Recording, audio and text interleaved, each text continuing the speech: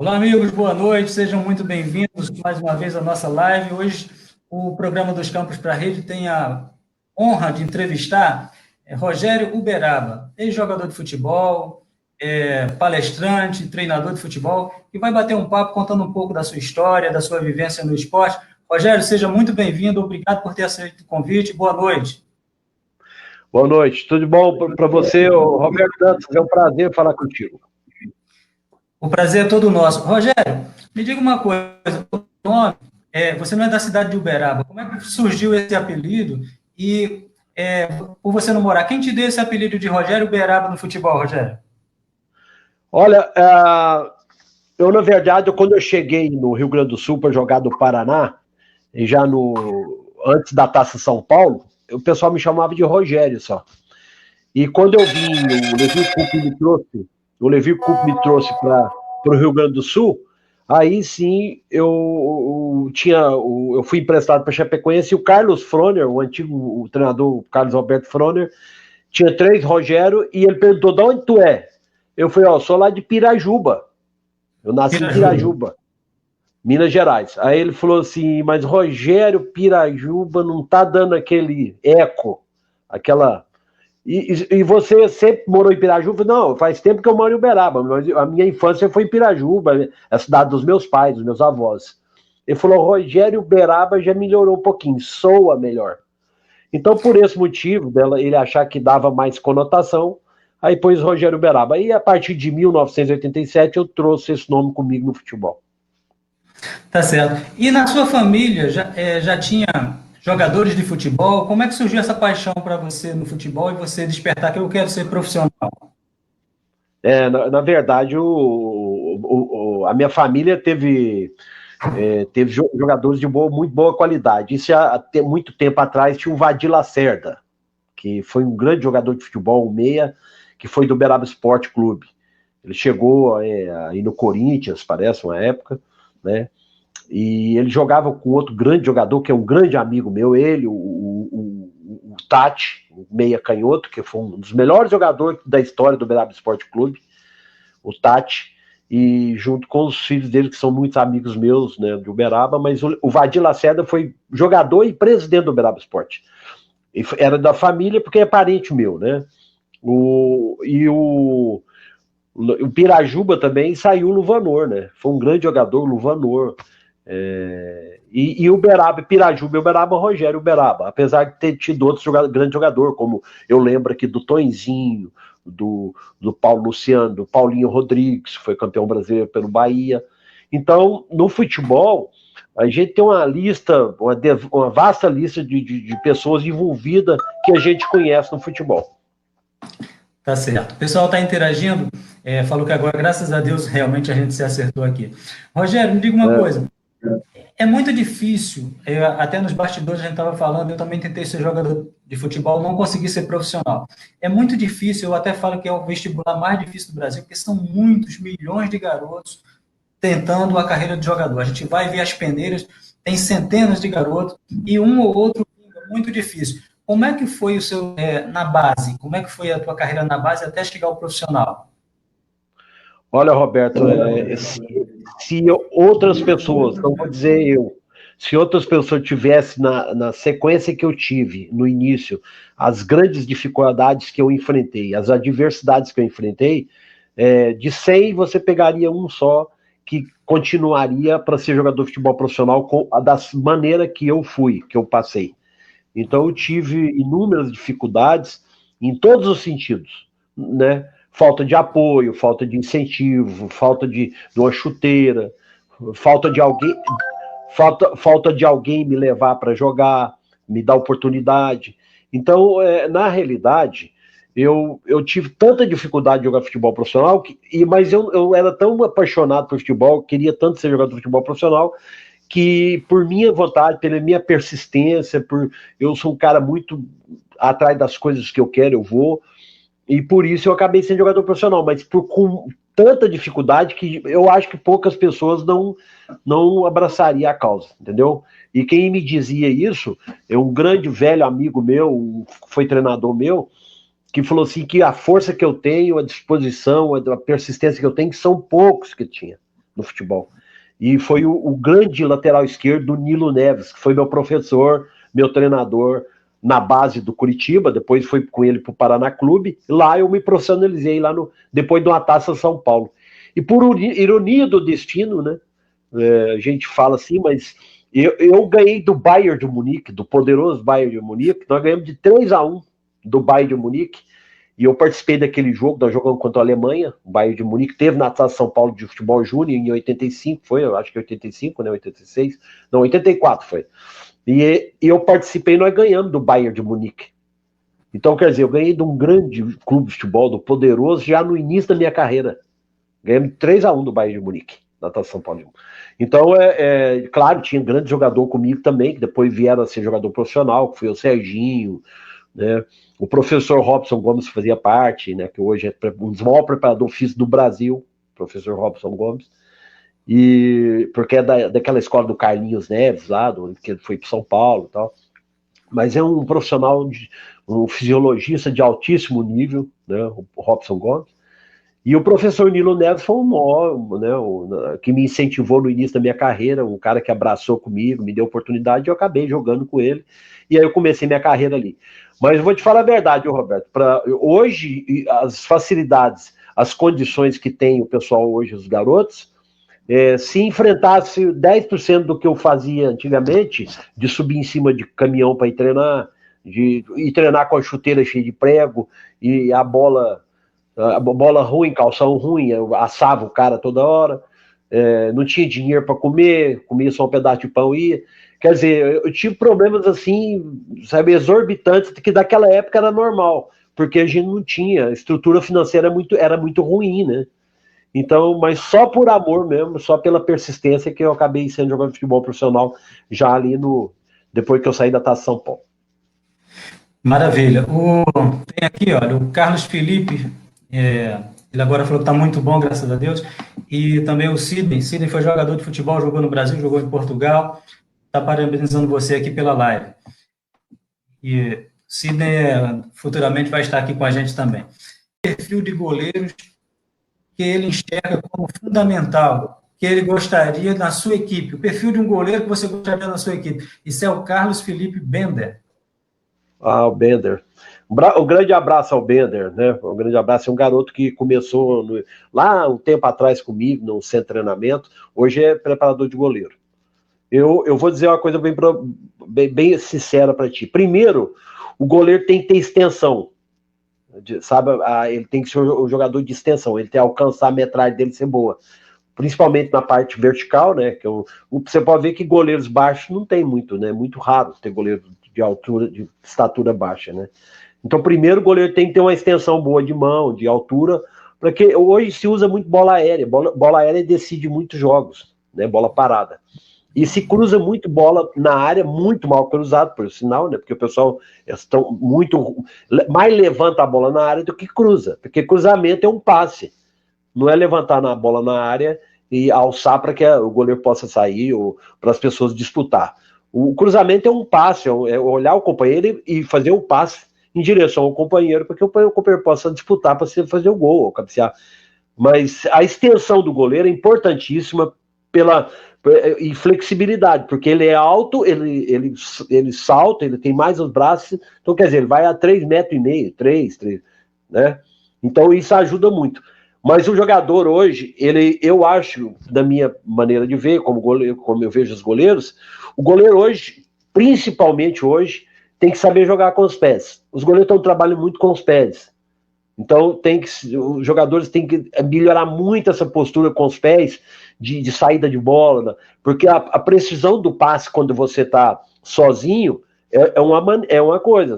Agora, alguém perde você marcando você, aí muda o posicionamento seu de batida de bola, da qualidade. Então, se o goleiro é muito bom de pé, com o pé, e tem uma envergadura muito boa, elasticidade, uma velocidade ideal para goleiro, porque tem goleiro o goleiro lento, ele não está jogando mais no futebol. Os goleiros lentos, que vai lento na bola, não joga mais. Tá certo. Um goleiro que eu admiro muito, que joga muito bem com os pés, é o goleiro da Alemanha, o Manuel Neuer. Joga maravilhosamente com os pés. Ele joga quase de Muito. líbero, né? E sai jogando, faz lançamento, joga muito bem. Me Sim, diga sim. uma coisa, Rogério. Você jogou em 20 clubes e também no Brasil e lá fora, na América Central e na Europa. Desses 20 Sim. clubes, sempre tem algum que você tem mais amor, afinidade, que você se identificou mais com o clube. Quais os clubes que mais marcaram a tua carreira? Olha, tem 3 clubes que eu gosto muito, né? 3, 4, aquela satisfação plena, né? E é uma das situações que é difícil hoje no futebol, é ter essa situação plena, essa situação de, em todos os aspectos, gostar do clube, dos dirigentes, dos funcionários, dos jogadores. Isso é muito amplo, tá? Você fala em gostar, você pode gostar do clube porque você passou por ele, mas não tem afinidade com ele, entendeu? Tem alguns clubes que você carrega mais afinidade. Eu trabalhei no Marcílio Dias, um clube que eu tenho um carinho muito grande, e gostaria de ser técnico do Marcílio Dias. Eu já pleiteei já com alguns amigos meus do Marcílio Dias, que lá estão, que trabalham na diretoria, na coordenação de futebol lá, para que eu pudesse ir para o Marcílio Dias, porque eu me identifico muito com o Marcílio Dias, porque foi um lugar que foi um lugar de transição na minha vida, né? Eu mudei algumas coisas minhas ali, e adquiri muita experiência ali, uma aproximação muito grande com o pessoal daquela região e dos torcedores. E foi no auge da minha carreira ali. Então eu gosto muito do Marcílio Dias, tenho um carinho muito grande com a Chapecoense. Joguei na Chapecoense, fui destaque lá, ganhei troféu imprensa do campeonato do Diário Catarinense lá na época, né? Tem amigos, amicícios meu que moram na região lá em Chapecó, moram em Balneário Camboriú, que jogaram comigo, e eu devo muito a eles todo o que eu passei no Marcílio Chapecó, e no Goiás também, eu tenho uma amizade grande com muita gente do Goiás, que eu joguei no Goiás, e tem também um carinho especial com o pessoal do Juventude, Caxias do Sul. Eu sempre estou ali jogando Master, ali, veterano, mas tem uma amizade muito grande com muita gente. E ó, eu vou dizer uma coisa para você: o futebol, o prazer é esse, é você estender teu laço de amizade muito por causa do relacionamento do futebol. E você acaba tendo no Brasil todo, em tudo que é lugar que você vai, nos países vizinhos aqui, na América Central, eu tenho amigos, na França, na Europa, por causa do futebol. E os clubes que você mais guarda são aqueles clubes que se sente melhor, você se sente mais à vontade, você tem você tem uma afinidade maior. E esses clubes aí, eu tive uma afinidade maior, o Marcílio Dias, o Chapecoense, o Juventude, o Goiás, e o Curitiba, que é o pessoal de Curitiba também, eu tenho uma amizade espetacular com as pessoas de Curitiba. Então é esses 5 clubes aí que eu... Maravilha. O Wagner Pepeto jogou no Botafogo, jogou no Sport, jogou em vários clubes do futebol brasileiro. Ele manda um grande abraço para você e diz que você é o rei do catalão. O rei do catalão. Isso é o Wagner Pepeto. Rei do catalão? É. Rei do catalão? Rei do catalão. É. Rei do catalão. Ah, tá. Rei do catalão. Wagner. Não, fala pro Wagner Pepeta, pô, pelo larga de ser sacana comigo, pô, é um cara, pô, eu tenho amizade com o Pepeta há muito tempo que eu não vejo ele. E para ele me mandar, para mandar para mim o WhatsApp dele, me adicionar no WhatsApp. Meu amigo, há quanto tempo eu queria falar com o Wagner Pepeta? Fala assim, eu lembro do Pepeta pra caralho. Esses dias eu encontrei um pessoal do Rio de Janeiro e falei, vocês não têm visto o Pepeta, não? Pelo amor de Deus, porra, mora lá em Brechão, Hermes, caralho. E o Pepeta é meu amigo pra caralho, eu gosto desse cara de graça. Fala pra ele passar o telefone do WhatsApp pra mim, pra ele. Vou falar assim, outro dia eu fiz uma entrevista com ele, tá lá no nosso canal, depois eu vou te passar o link para você ver. Ele é sensacional, adorei a entrevista com o Wagner Pepeto. Foi a nossa primeira entrevista, ficou muito boa, graças a Deus. Me diga uma coisa, desses 20 clubes, quais foram as suas principais conquistas? Artilheiro, título, quais são as maiores conquistas que você guarda e você tem assim boas lembranças? Roberto, o futebol, às vezes você engana pela situação de quantos gols fez, entendeu? Tem jogadores que às vezes fez muito gol e não é tão jogador tão importante para o clube na situação de criar, de armar, de fazer porque o importante é a criação da jogada. Isso dizia o Tostão. O importante é quem cria e pifa para o cara fazer o gol. Porque a criatividade é que entra em jogo.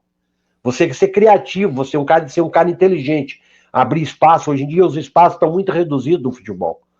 Então você tem que ser muito esperto, muito, né, tem que ser audacioso, ser um cara que tenha muita qualidade técnica, mas inteligente, que tenha uma leitura, que faça a leitura boa do jogo, para que você possa presentear alguém para fazer o gol. Às vezes nem é mesmo o cara que fez o gol que é o interessante da jogada, é quem construiu toda a jogada, que teve as dificuldades que... E eu era muito de dar a bola muito para alguém fazer, sabe? Eu fui muito um atacante, era um 9 de referência no início, mas depois eu perdi essa característica, porque eu gostava muito de não ficar esperando a jogada, eu gostava de vir construir a jogada, eu vinha mais, aí eu comecei a ser um segundo, terceiro atacante, aí eu comecei a ser um quarto homem de campo, um terceiro atacante pelo lado, e aí eu comecei a ter afinidade com esse tipo de situação. Não fiz mais que 100 gols na carreira profissional, não cheguei a fazer mais de 100, mas tem coisas peculiares na minha vida profissional que foram muito interessantes, que foram as coisas que aconteceram comigo, o tipo de gol que eu fiz, por exemplo, em situações inusitadas. Porque o que mais aconteceu comigo no futebol profissional foi situações inusitadas. Eu tive várias delas. Tá certo. Me diga uma coisa, mais à frente a gente vai falar de treinador, sistema tático, seleção brasileira, mas vamos continuar na tua carreira. Quando você era adolescente, quando você era criança, quem era o seu ídolo no futebol e qual era o seu time de coração? Eu sempre gostei do Flamengo, para falar a verdade. Tá certo. E quem era o teu ídolo? Quem te inspirava? Ah, esse jogador é... Tipo, hoje a gente tem o Messi, quase não tem jogador brasileiro nesse patamar. É Messi, Cristiano Ronaldo e o Neymar, mais ou menos. Antigamente a gente tinha Zico, Falcão, Éder, a gente contava 20 craques que a gente podia se inspirar. Quem era o seu ídolo quando você começou no futebol? Naquela época ali, que era, né, década de 80, eu via muito jogar e gostava era do Zico, né? Eu achava o Zico um espetáculo de jogador. O jogador jogava muito fácil, né? Ele tinha uma facilidade muito grande para jogar. E ao contrário do que as pessoas dizem, que o futebol antigamente era lento, era um futebol muito pesado, era muito pegado, os caras eram muito fortes. Você pode ver que a massa muscular do jogador eram jogadores que tinham naturalidade grande, a massa era natural, era grande. Não precisava estar enfiado dentro de academia para crescer massa, não. Eles já eram uns touros de natureza, né? Era um cara forte, as pernas grossas, os caras fortes. O rapaz, eu vou te falar a verdade, os caras chegavam a mandioca e antigamente não tinha esse negócio de podia dar carrinho, podia estar da cintura para cima, tava valendo, né? O cara para jogar naquela época, com aquelas chuteiras de osso lá, as caneleiras não prestavam, que era, né? A caneleira era ruim, a bola era muito ruim, a chuteira era de osso, e os caras eram muito bons. Era o contrário de hoje, porque hoje tem muito cara ruim que veste chuteira boa, usa brinco, passa tatuagem, faz tatuagem, passa brilho no cabelo, tiara, não sei o quê. Você está muito mais preocupado em fazer tatuagem. Então, você pode contar 100, se você achar 2 que presta, você me fala. Tá certo. O Wagner Pepeta, ele falou para eu passar o seu telefone para ele, passar o dele para você. Na verdade, eu estou aqui fazendo meio campo. Você é atacante, ele era lateral, estou aqui fazendo meio campo aqui, ó. A camisa 10. Estou me sentindo verdadeiro Zico. Mas o Wagner é sensacional. Depois da live eu passo o contato para vocês aí, vou fazer essa tabelinha. Me diga uma coisa. Qual foi o atacante ou os atacantes que você mais gostou de formar uma dupla ou um trio de ataque? Esse aqui eu me identifiquei. O pessoal fala, Bebeto e Romário, Assis e Washington. E aí, Rogério e quem? O Rogério com mais um ou mais 2 atacantes? Quem era a sua dupla perfeita ou seu trio? O trio, quando jogava comigo ou que eu achava que era bom? Não, que você gostava de jogar. Se você fosse treinador, você se escalaria com esses caras. Ah, sim, mas o Brasil é muito rico em jogadores de boa qualidade, atacantes de boa qualidade, né?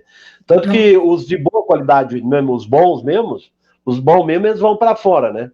Eles acabam indo para fora.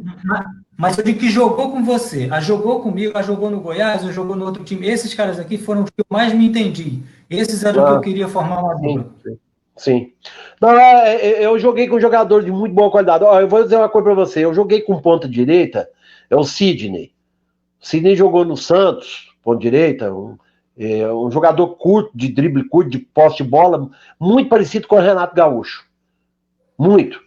Mas o Sidney, eu joguei contra o Renato Gaúcho, vários Campeonato Gaúcho aqui, eu joguei várias vezes, mas o Sidney era um espetáculo, jogador de ponta direita. Jogou comigo no Marcílio Dias. Espetáculo de jogador. Jogador inteligente, bom, prendia a bola, era difícil tirar a bola dele. Um jogador muito curto, de drible curto. Jogador inteligente. Eu gostava muito de jogar com ele. Imagina, ele jogava na ponta direita e no lateral direito, junto com ele, era o Rosemiro. O lateral esquerdo, o lateral direito que era do Vasco, que era do Palmeiras. Entendeu?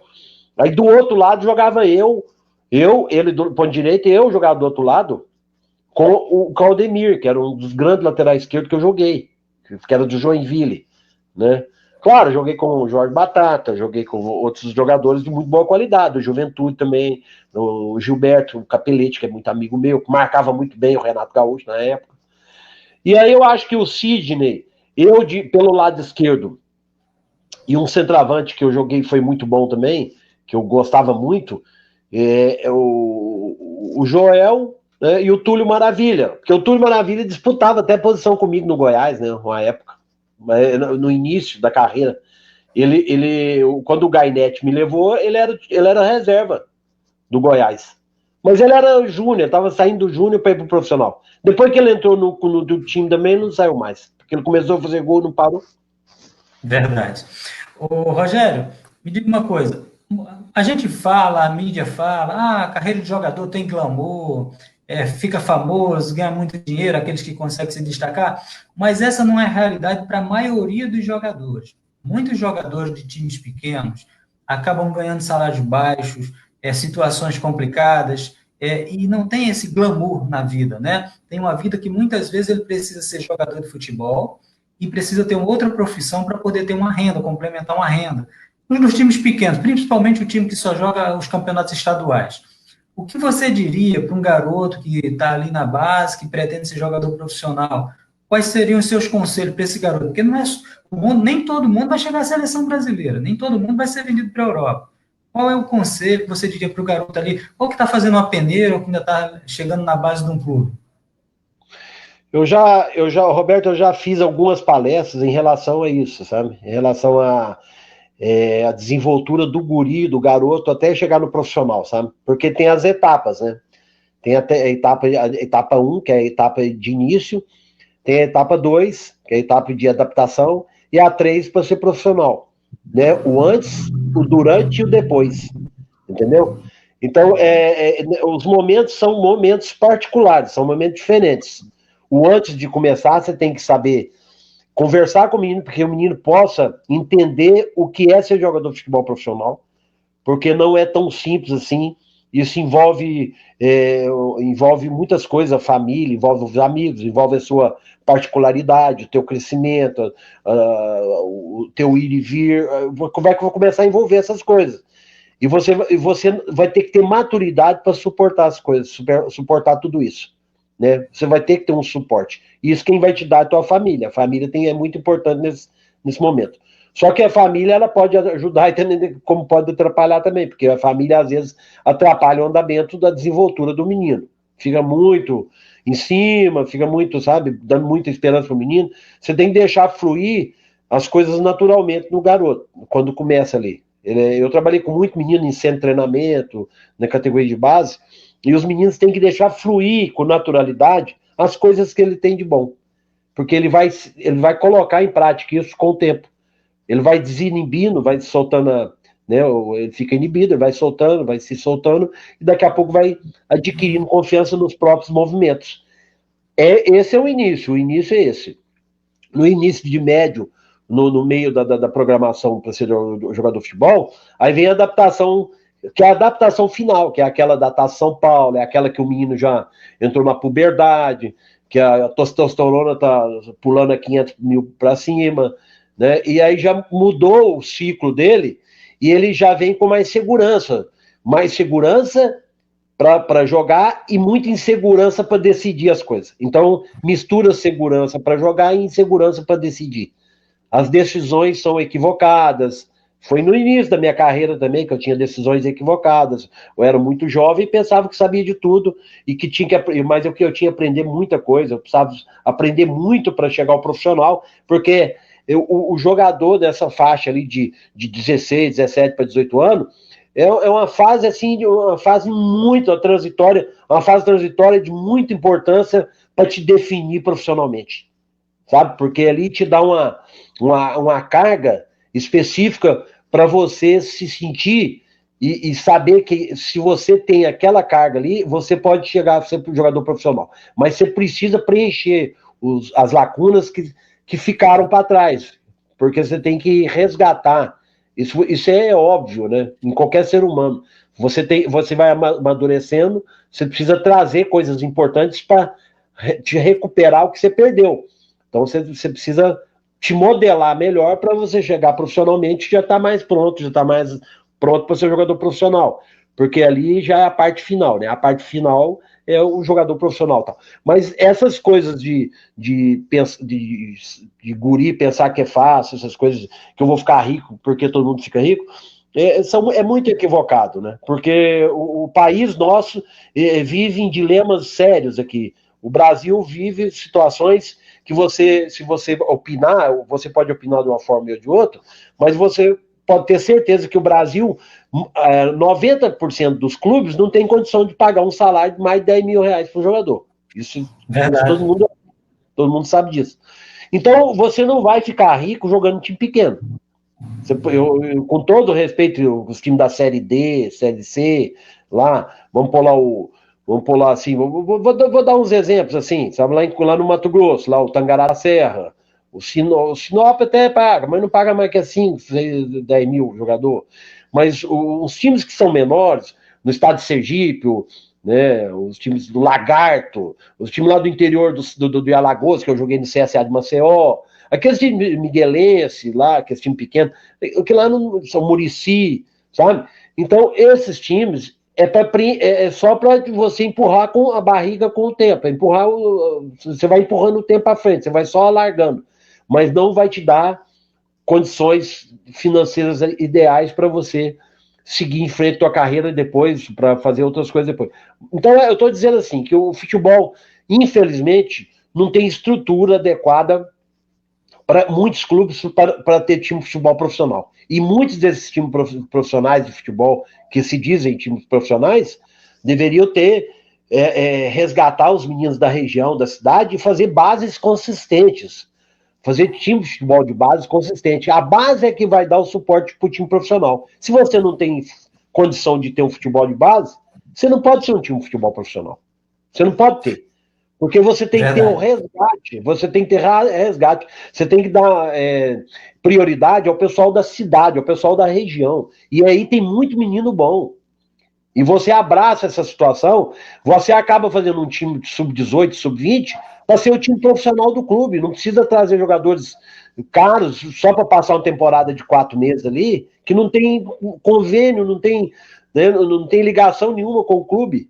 E o clube acaba se matando para pagar lá esse pessoal e não consegue nem fazer nem base e nem futebol profissional. Então, eu, na minha modesta opinião, acho que times menores, com estrutura financeira menor, tinha que depositar toda a energia em cima da base. E criar sub-15, sub-17, sub-20, aí sim, com esses guri, disputar um campeonato. Muito bem colocado. O Carlos Alberto diz que realmente muitos garotos chegam na base, mas acabam desistindo porque não tem estrutura. Às vezes a família não dá estrutura e os clubes muitas vezes são realmente utilizados por empresários que estão ali para pegar um ou outro garoto que se destaca e levar para fora, e o clube pequeno por qual aquele jogador se destacou acaba muitas vezes nem tendo nenhum retorno. Mas realmente falta estrutura e profissionalismo nos clubes. Eu penso assim mais ou menos também. Mas é verdade mesmo. É pura verdade. Quem que falou isso aí? Foi o Carlos Alberto. Carlos Alberto, ele é meu amigo no Face e eu acho que ele é lá de Goiás, rapaz. É de Goiás, já? Ele tem um projeto de futebol, acho que é lá de Goiás, o Carlos Alberto. Eu vou depois até ver qual é o projeto dele, depois eu te passo. Goiás, o pessoal de Goiás é muito ativo no futebol, né? O pessoal de Goiás gosta muito de futebol. E o pessoal lá tem muita gente no interior. Eu conheço bem o interior, porque eu joguei em Catalão, no craque de Catalão. Fiz uma campanha espetacular, estupenda lá com o Benevan, com o Evaristo, o Denis, o goleiro, né, o Ronaldo Pato. E nós tínhamos um time espetacular lá, na época, né? E é um clube também que eu pleiteei ser treinador lá do craque de Catalão. No Brasil tem uma dificuldade muito grande, esse negócio de ex-jogador do clube, você querer ser jogador do seu treinador, mas o interior de Goiás é muito rico em jogador de futebol de categoria de base, muito rico. Tem jogadores de muito boa qualidade. E esses jogadores, às vezes, não conseguem chegar mais à frente, justamente porque eu estou falando para você, que é a falta de investimento dos clubes que priorizar o futebol de base, que eles não priorizam. Eles querem ter futebol profissional sem ter condição, não tem nem base, aí querem ter futebol profissional. Isso, ele postou aqui, ele tem a ONG Caraíbas, lá em Goiás, que revela jogador de futebol, um projeto bem bacana, bem interessante. Sim. Me diga uma coisa, Rogério, seguindo aqui, a gente vê, antigamente, até o ano 2000, mais ou menos, 2006, a gente tinha lá Kaká, Ronaldinho Gaúcho, a gente tinha 4, 5, Adriano, a gente tinha 4, 5 jogadores ainda craques na seleção brasileira. E hoje o futebol brasileiro não consegue revelar craques, revela bons jogadores ou jogadores médios, mas aqueles craques mesmo. Tanto que a gente pega a seleção brasileira titular e a maioria dos jogadores da seleção brasileira titular são reservas nos seus times na Europa. São reservas. Antigamente era o contrário. Antigamente, você pegava cada jogador da seleção brasileira e eles eram o astro nos times. Se fosse no Barcelona, no Real Madrid, no Bayern de Munique. Hoje não. Os jogadores titulares da seleção brasileira, muitos são reservas lá fora. Como é que você vê isso? O que aconteceu que o Brasil parou de fabricar esses craques? Que a gente falava, o Brasil era celebre de craques, e hoje mingou. Hoje é jogador mediano, um ou outro que acaba se destacando. O que aconteceu? No Brasil é o seguinte, isso se discute muito. Nos clubes se discute muito isso. Os próprios torcedores vê muito isso. Isso é notório, viu? Isso é notório, porque isso aí é uma coisa bem simples, sabe? É bem simples, isso não tem muita dificuldade de responder isso. Primeiro, uma das coisas bem simples é que o futebol de brincadeira dos bairros, aquele futebol de moleque, essas coisas, estão se terminando, porque os espaços não tem mais nas cidades. As cidades grandes não tem mais esses espaços. Então, o menino que jogar a bola naqueles campos de terra, tá acabando isso. Né? O pessoal acabou os espaços estão sendo comidos por outras coisas, construção, ambição de poderio público, investimento, e faz prédio, faz de tudo, menos deixa os campos lá, vem deixar os campos, e aí entra menina comprar computador, comprar telefone, comprar não sei o que, esquecer. Então você pega aí, 80% desses meninos já estão em outras coisas, envolvido com telefone, com internet, com skate, com não sei o que, tá? Eu não tô em nada contra, sendo esporte tá bom, né? Mas antigamente era só campo de futebol, o pessoal só jogava em campo de futebol, e pelada pra cá, e pelada pra lá e tal.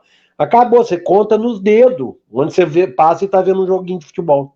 Você conta nos dedos em relação ao que era. Então o futebol, ele vem lá da essência, lá de trás.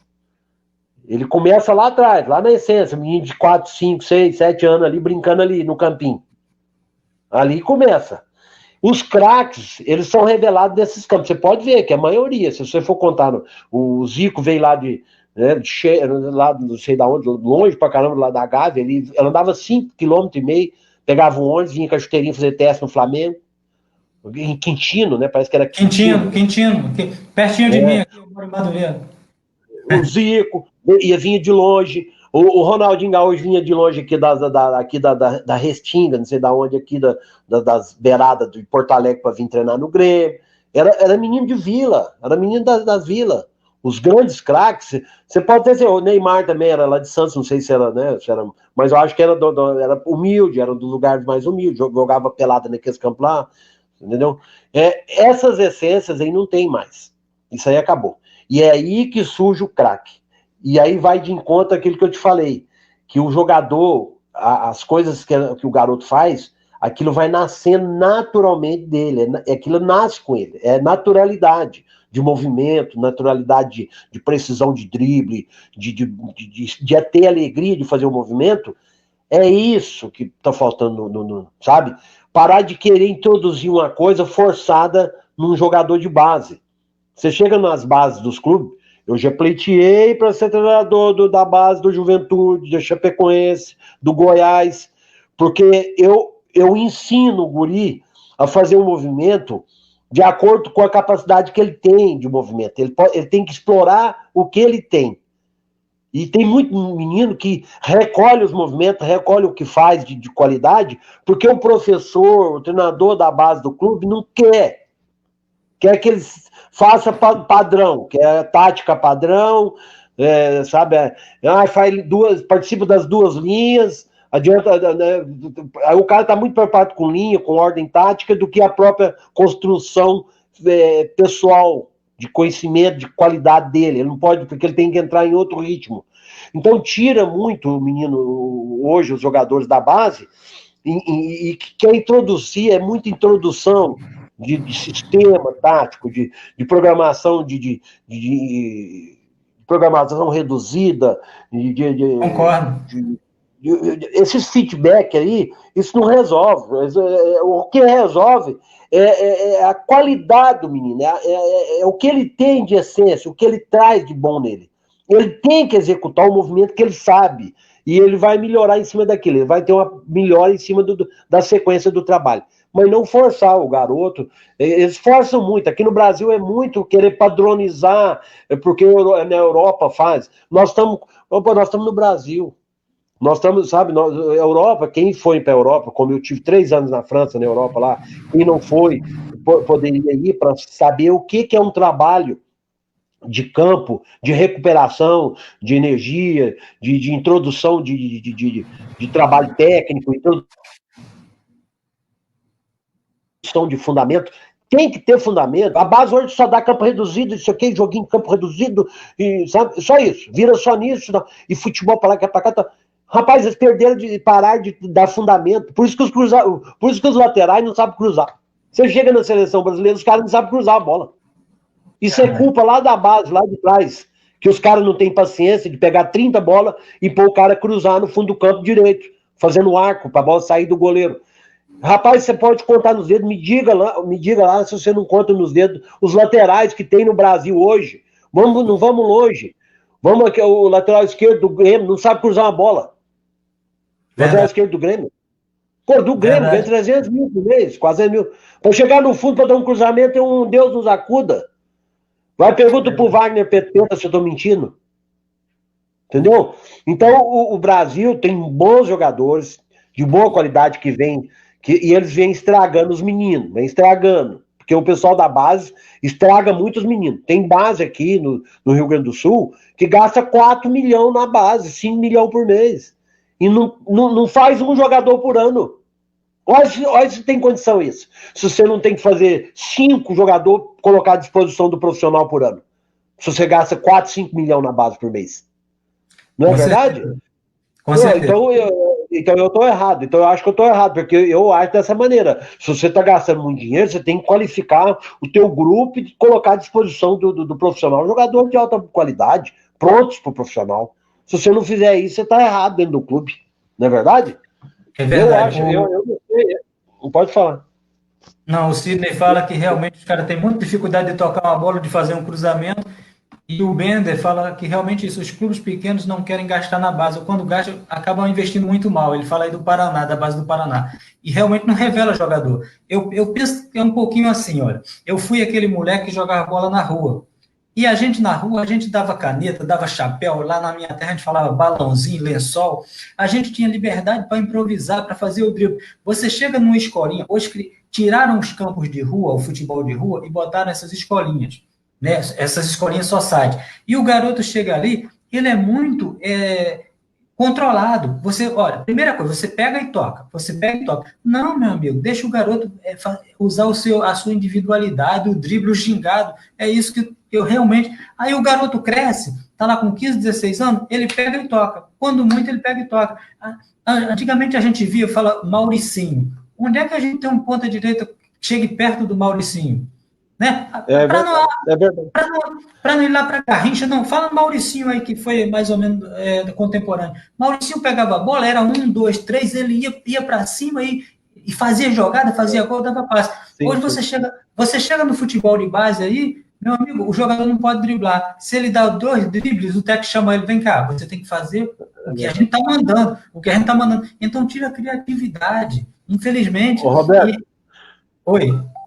Ô, Roberto, eu vou dizer uma coisa para você, viu? O futebol ficou muito comercializado. O comércio está mexendo muito com a estrutura técnica do futebol. O futebol comercializou tanto que eles perderam a noção. Perderam a noção do que é o futebol, o que é realmente a essência do futebol. Fazer jogador de futebol profissional tem muito menino bom sendo mal orientado. Entendeu? Isso aí, a orientação. Se você vê essas escolinhas terceirizadas, é para ganhar dinheiro. Ninguém está preocupado em qualidade dos outros, não. Está preocupado é quanto que vai ganhar por mês ali, quanto que os meninos vão pagar por mês. Entendeu? Por isso que é difícil sair um menino dessas escolinhas, é muito raro. É muito raro. O pessoal está preocupado em quantidade aqui, ó, em quanto vai entrar por mês. Não está preocupado em, não, vou lapidar aquele menino, vou melhorar ele, vou pegar ele depois do treino, vou dar uma sequência de fundamento para ele melhorar o fundamento, que ele está ruim. Você já está preocupado com isso? Larga a bola lá e corre os 20 atrás da bola e ele ficou indo para o outro lado, o treinador. Então, infelizmente, essa é a realidade do Brasil. Os jogadores bons que tem lá fora, que você perguntou por que não vai tanto jogador bom lá para fora, os que tem aqui que vão, que destacam, vão, é para você ver o tanto que um tempo para cá que está vindo, que está diminuindo essa ida de bom jogador para lá, que é na seleção brasileira, tu colocou por que na seleção brasileira aqui são titular lá e são reserva, aí é a educação do futebol, né?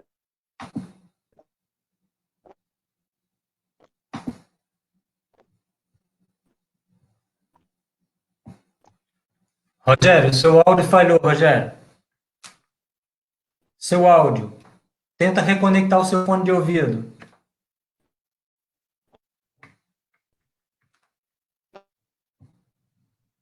Tenta reconectar o seu fone de ouvido. Voltou. Melhorou? Voltou sim. Voltou, agora voltou. Viu, Roberto? Então é o seguinte, esse pessoal que fala que lá fora, que não sei o que e tal, o pessoal tem que saber o seguinte, que lá fora na Europa tem algumas coisas que são muito importantes no jogador de futebol.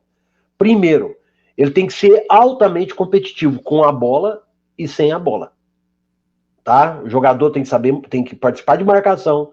Aí entra na parte tática, tá? Que é o jogador que fica sem a bola, que tem que entrar no sistema tático, nas linhas de marcação, tá? Então, isso, tá ouvindo?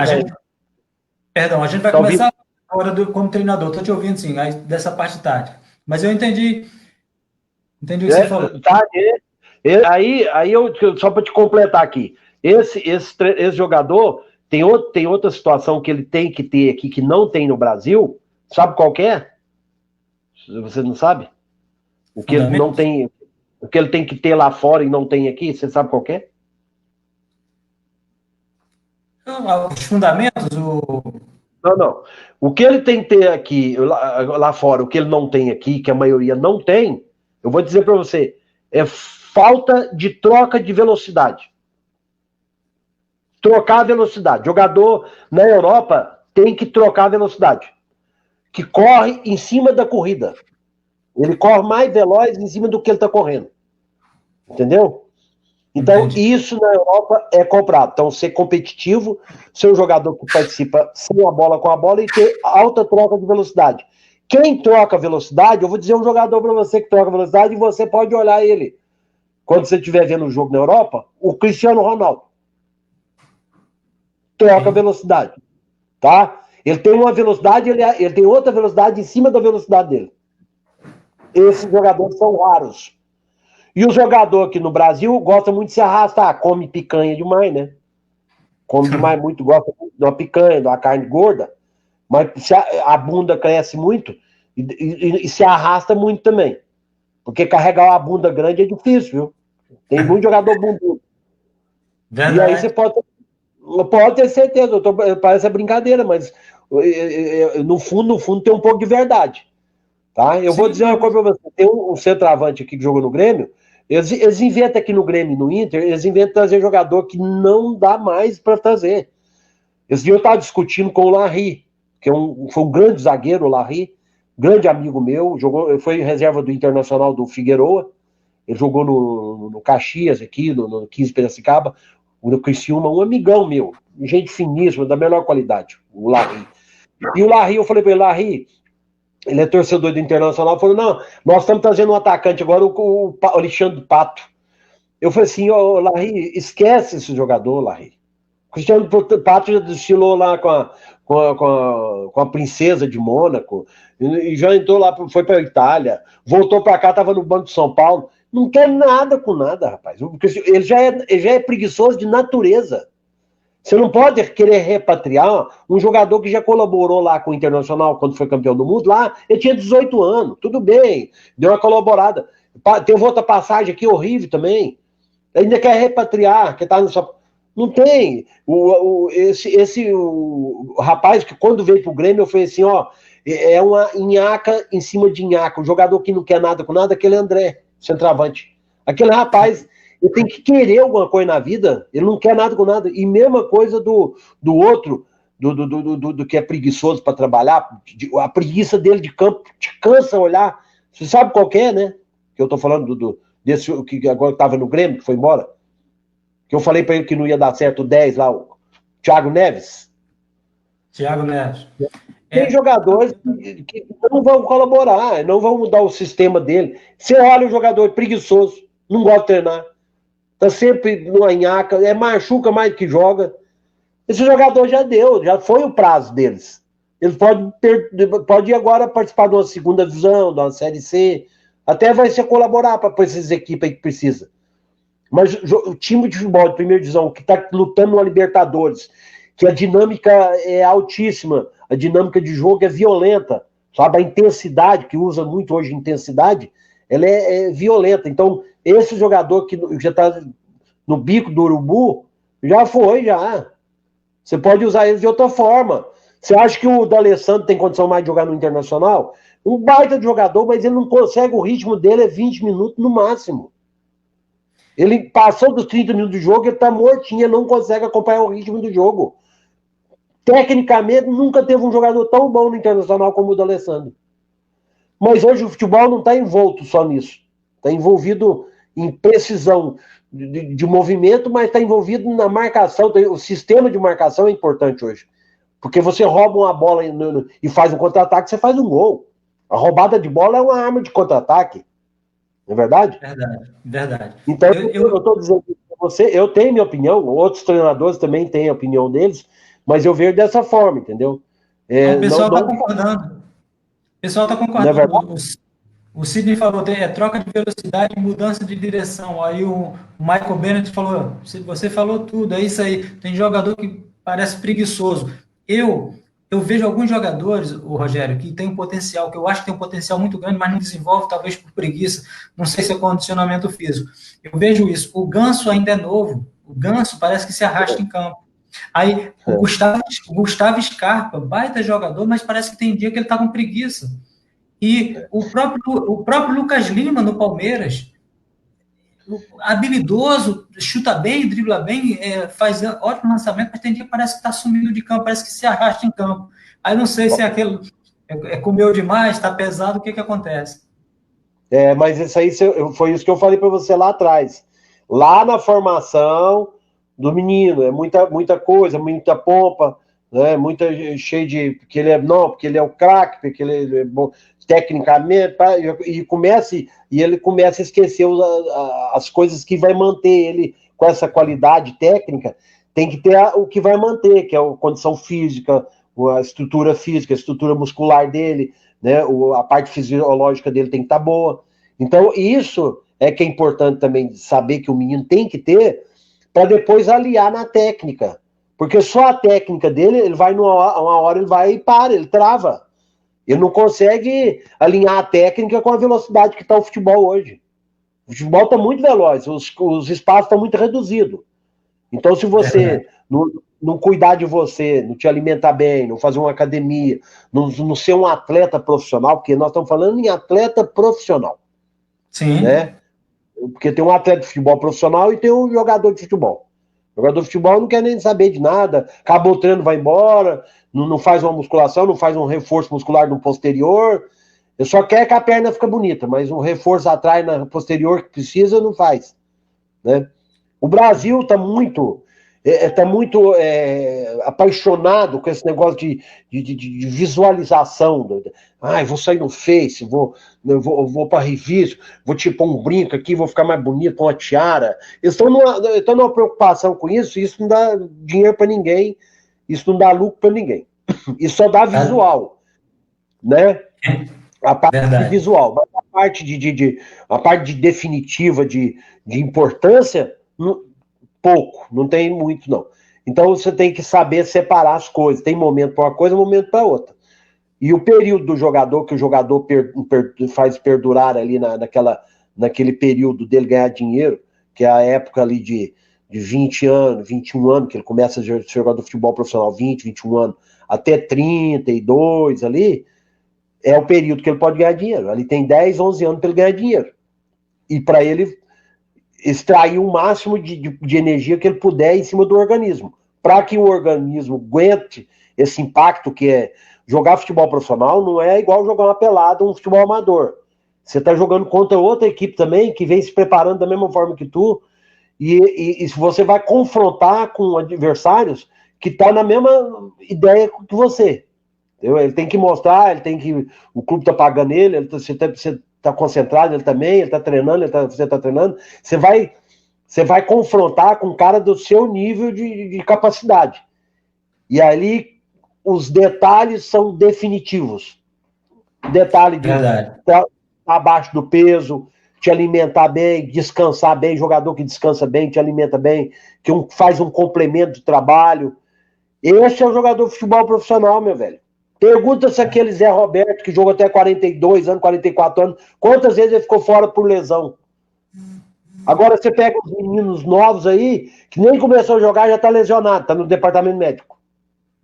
Tem um jogador do Campeonato Brasileiro aí, que começou o campeonato recém, tá no departamento médico, menino de 21 anos, 22 anos, meu velho. Jogador que não pode ficar em departamento médico. Já começa a acostumar menino novo, idade nova, a ficar dentro do departamento médico. Não pode estourar uma musculatura de um menino de 21 anos, 22 anos. Onde é que se viu isso? Não é verdade? Aí você vai ver, sabe o que é? Não é falta só da preparação, não. É falta de dormir direito, é falta de se alimentar direito, é falta de fazer um reforço, é falta de se interessar pela tua saúde. Sabe? Tem gente que não tá nem aí pra paçoca. Falta ter mais profissionalismo. Você vê o Cristiano Ronaldo treinar. Ver o Zé Roberto, que era um baita jogador, um espetáculo de jogador. Tem jogadores de alto rotativo, jogador que não machuca, jogador que são exemplos. Você tem que pegar os bons exemplos. Jogadores de boa qualidade que se cuidam, que não dá problema, não vê em departamento médico, tá sempre ali pau-ferro. O cara não sai, tá sempre jogando. Mas vai ver se o cara se cuida, o cara é profissional, o cara dorme cedo. E eu acho que o futebol, ele exige muito, ele é muito desgastante, tem pessoas que pensam que não, mas o futebol exige muito da parte física e da parte de capacidade emocional. A parte emocional do jogador tem que estar muito equilibrada junto com o físico para as coisas andar bem, para as coisas caminhar bem. Tem que estar ligadas uma à outra. Não só o físico, mas tem que estar o emocional muito bom para fazer essa captação de energia para você seguir a tua linha. Tá certo. Me diga uma coisa, falando um pouco da sua carreira, você parou de jogar futebol, você fez curso, você fez estágio em vários clubes com treinadores renomados. Filipão, você fez scout para o Andrade. Me diz aí, essas experiências que você teve, você ainda está buscando uma oportunidade num time maior para trabalhar. Mas como é que foi essas experiências com o Filipão, com treinadores aí que dispensa comentários? Na verdade, Roberto, uma das coisas que eu, na minha vida, carrego comigo, eu já estou há mais de 30 anos trabalhando no futebol, né? Porque eu só no futebol profissional, como jogador, eu passei 15 anos, né? Eu tive lesão de 3 ligamentos, dos cruzados dos meus ligamentos do joelho, 3 lesões sérias no joelho eu tive, né? Então eu fui muito judiado por ser um jogador de muito choque, um jogador de abraçar muita a jogada, de não sair do confronto, entendeu? Eu confrontava muito com os adversários. Então eu me expunha muito, eu me expunha muito. E a minha constituição física, a minha estrutura física, ela não foi bem trabalhada lá atrás, porque eu já vim tarde para a base. E eu não tive trabalho na minha estrutura física, foi muito judiada. Eu sempre nunca tive muita musculatura, né? Eu precisava ter mais proteção física, de panturrilha, de posterior. E naquela época eu jogava muito e não cuidava muito dessa parte física, que era a parte de tonificar melhor a musculatura, proteger melhor o joelho. Porque você só protege o joelho quando você melhora a tua panturrilha, a tua estrutura posterior. Aí você protege o joelho, que é onde que segura os seus ligamentos. E eu não fazia muito essa recuperação, né, pós-treino, nunca fazia muito, porque era diferente, as coisas não eram muito parecidas com agora que hoje tem fisiologista, tem o treinador, o segundo treinador, o terceiro treinador, o terceiro preparador físico que pega você fora e vai fazer. Não, era um preparador físico só, um treinador e pronto, não tinha, sabe? Essa qualidade que eu tenho de conhecimento das coisas que eu conheço, né, eu aprendi muito com muitos técnicos. Eu sou fã, assim, incondicional do Levir Coupe, acho um dos melhores técnicos que teve no Brasil, foi o Levir Coupe. Não foi técnico da seleção brasileira, porque as políticas aí não deixaram ele chegar à seleção brasileira, né? Mas foi cogitado o nome dele várias vezes para a seleção brasileira. Então, o Levir Coupe, o Filipão, eu trabalhei com ele no início de carreira, ele também estava iniciando na carreira. Eu era um cara sempre muito sério, muito, né, da linha dele, tinha a linha dele de conduta, né?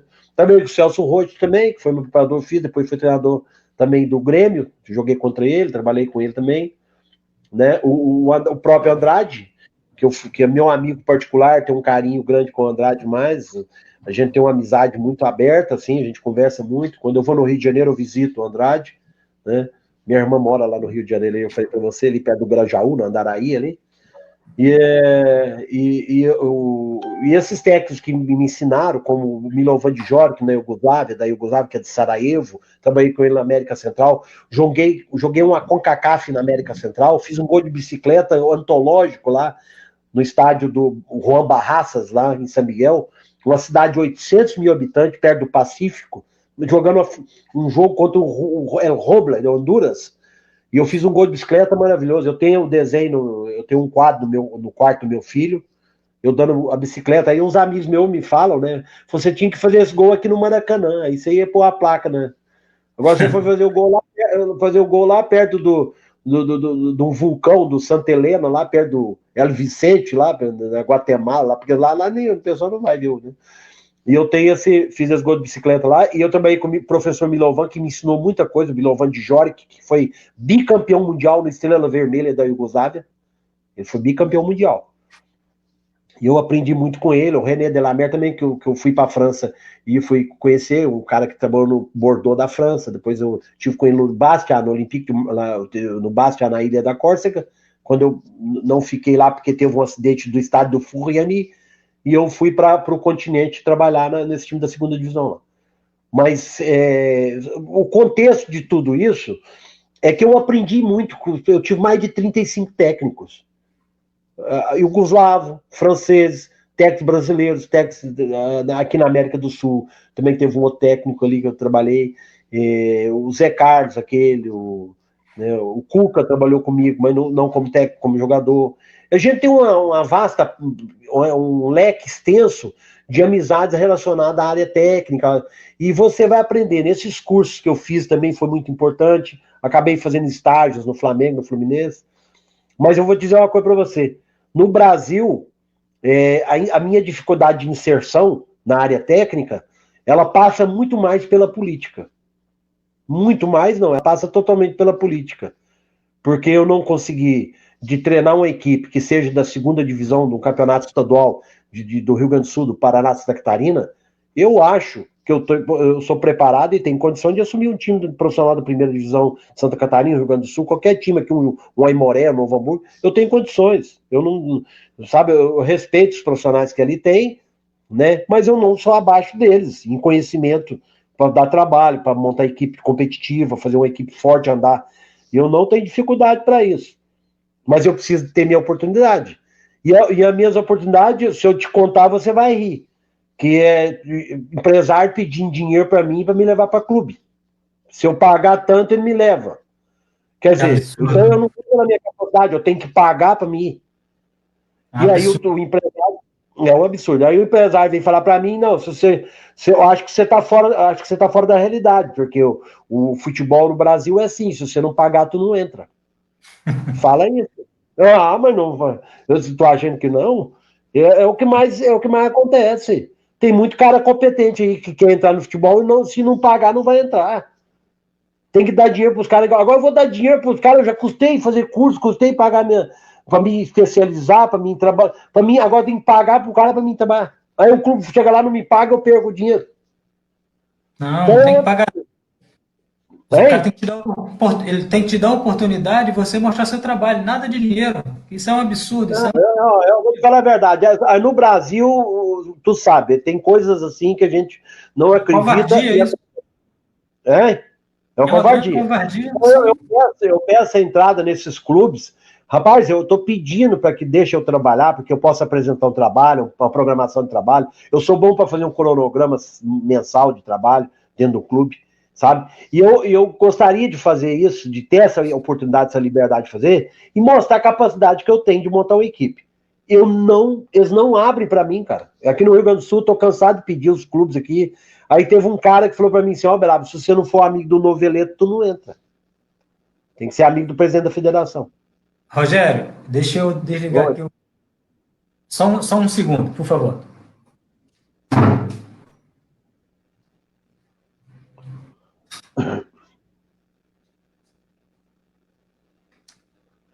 Vamos ver o que tu... Perdão, é que a gente tem um ventilador aqui em casa que ele é meio espírita, como diz os outros. Aí ele, sozinho, ele ligou aqui e ia fazer um barulho terrível. São coisas que acontecem, é ao vivo e é assim mesmo. Mas estava funcionando na hora que nós estávamos conversando? Oi? Ele estava funcionando na hora que nós estávamos conversando? Não, estava desligado. Aí ele dá uns cliques sozinho e acaba ligando. E aí ia fazer um barulho, por isso que eu desliguei. Mas são coisas que acontecem. Mas, meu amigo, eu te entendi. Eu acho uma covardia, como eu falei, uma covardia o que fazem com você e com vários treinadores. Aqui no Rio, eu conheço uns 4 treinadores que fazem trabalhos excelentes nos times menores. Mas no Madureira, trabalho excelente. E eles não têm oportunidade no Botafogo, no Vasco, não têm oportunidade. E às vezes, aí contrata um treinador, tudo bem, o Jorge Jesus veio aqui, fez um trabalho excelente, mas às vezes contrata um treinador com nome e o cara não desenvolve.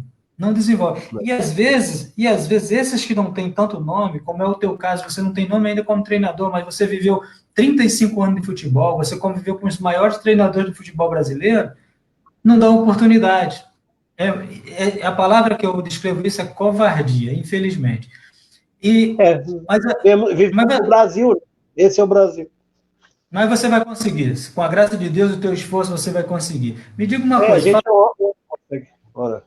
Falando de treinador, o Brasil também tem essa cultura. No Campeonato Brasileiro do ano passado, 22 treinadores foram mandados embora. 22. São só 20 clubes, então 22 foram mandados embora. Esse ano começou o campeonato, estamos na 10ª rodada, 8 treinadores da Série A já foram mandados embora.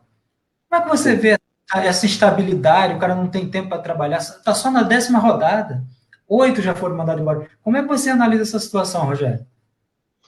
Esse dia eu estava vendo um debate de uma mesa redonda, o Ricardinho conversando, né? Eu não sei qual que é CNN, eu não sei, não lembro assim o Ricardinho, aquele ex-jogador do Corinthians, conversando, ele é comentarista esportivo, e estava falando sobre isso, sobre essa situação. Mas eu tenho quase a mesma opinião que a dele, porque isso aqui virou cultura. O Brasil tem uma cultura de explodir em cima do treinador a culpabilidade, entendeu? Eu penso o seguinte, que o treinador, ele é culpado até que, desde que ele traga todos os jogadores que ele escolheu, entendeu? Sim. Que foram por ele escolhido, e o trabalho ser desenvolvido da forma que ele quer desde o início.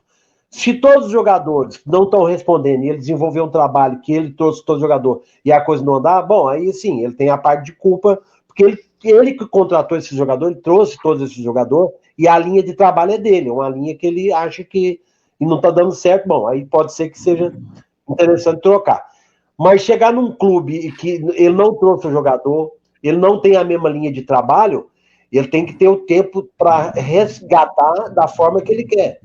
Então, esse resgate aí, o pessoal não dá tempo para esse resgate, porque o futebol é imediatista. É imediato, é resultado imediato. Resultado, você tem que fazer resultado.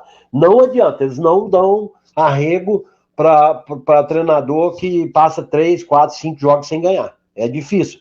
Então, essa troca virou uma coisa meio cotidiana, meio de costume da cultura dos dirigentes brasileiros.